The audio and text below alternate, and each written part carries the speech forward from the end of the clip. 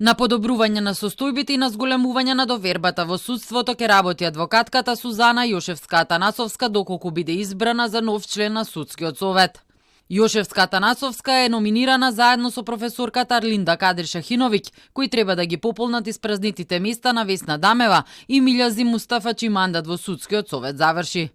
Јошевска-Атанасовска во изјава за Телма вели дека нејзиното номинирање за функцијата го доживува пред се како признание на досегашната работа, но и како огромна одговорност и повик за судскиот совет да се менува. На начин на кој што ќе допринесе за да се зголеми довербата на граѓаните во правосудството од една страна, од друга страна да ги поттикне да делува ориентирачки, поттикнувачки и инспиративно за судиите да почнат да практикуваат судска власт и да се чувствуваат како судска власт. Истовремено судскиот совет, како што додава Јошевска-Атанасовска, да ги врши функциите кои се доделени согласно закон и устав и кои подразбираат унапредување на независноста на судството.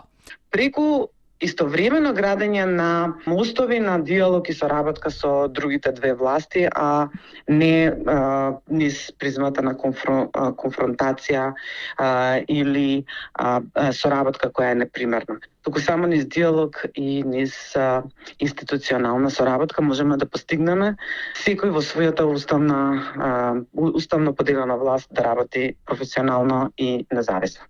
Согласно законот, претседателот има право да предложи 20 членови на судски совет, а собранието треба да ги потврди. Еден предложен кандидат мора да биде од немнозинските заедници.